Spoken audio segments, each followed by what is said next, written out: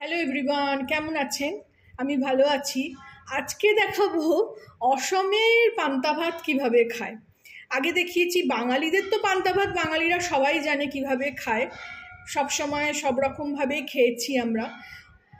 উড়িষ্যার পান্তা ভাত, পোখাল ভাত কীভাবে খায় সেটা আমি আমার ভিডিওতে দেখিয়েছি, আপনারা দেখে আসতে পারেন। এটা দেখাবো অসমে কিভাবে খায়। আসামে এইসব রাজ্যগুলো তো আসলে ভীষণই গরম রাজ্য, তো ওই জন্য এইসব ঠান্ডা জিনিস খেয়ে একটু শরীরটাকে ঠান্ডা রাখতে হয়। এইটা আমার এক বাটি ভাত রাতের বেঁচে গেছিলো, এটাকে আমি জল দিয়ে ভিজিয়ে রেখেছি। এইটাই দেখাবো কিভাবে আমি করছি। এই কাশিটা নিয়ে নিয়েছি, কাশিটার মধ্যে এই জল দেওয়া ভাতটা ঢেলে দেবো। এটা খাবার জল দিয়েই ভিজিয়ে রেখেছিলাম। এর মধ্যে দেবো অল্প একটু পেঁয়াজ কুচি, আপনারা যে যেরকম ভালোবাসেন, আমি একটু পেঁয়াজ কুচি বেশিই ভালোবাসি। একটু দিলাম কাঁচা লঙ্কা কুচি। ধনে পাতা থাকলে অবশ্যই দেবেন, কারণ আমার কাছে ধনে পাতাটা নেই, ফুরিয়ে গেছে। আর দেবো এখানে দই। দইটা শরীর, মন, পেট সব ঠান্ডা করে। এখানে কোয়ান্টিটি অনুযায়ী দিয়ে দেবো।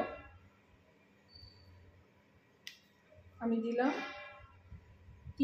3 চামচের মতন এরকম দিয়ে, আর একটু দিই। দইটা ভালোই লাগে খেতে। দইটা আমি ওই জন্য একদম কিনে এনে রাখি বেশি করে, যে কিছু একটা হলো মানে একটু দই দিয়ে খাওয়া হয়ে যায়।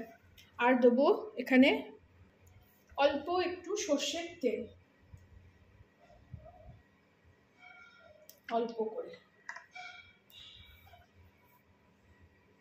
এই সব কিছু দিয়ে এটাকে ভালো করে মেখে নিতে হবে। এখানে ছক লাগানোর কোনো ব্যাপার নেই, এখানে এইভাবে পোখাল ভাত মানে পান্তা ভাতটা খাওয়া হয়। আর দেবো একটুখানি নুন, স্বাদ অনুযায়ী যতটা লাগবে একটু নুন দিয়ে দেবো। দিয়ে দিলাম স্বাদ মতো নুন।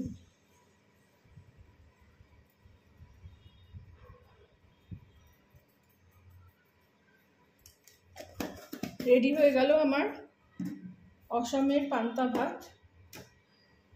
এই গরমের, প্রচণ্ড গরমের দিনে এইগুলো শরীর মন সব ঠান্ডা করে। এই সব জিনিসই খাওয়া উচিত। আপনি ব্রেকফাস্টেও খেতে পারেন, লাঞ্চেও খেতে পারেন। আমার তো এরকম হলে সঙ্গে ভাজা ভুজি কিচ্ছু চাই না। রেডি হয়ে গেল আমার অসমের পান্তা ভাত।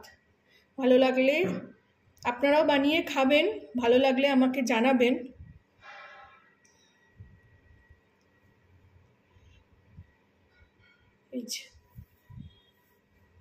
আমার চ্যানেলটাকে লাইক, শেয়ার অ্যান্ড সাবস্ক্রাইব করে দেবেন। Thank you for watching.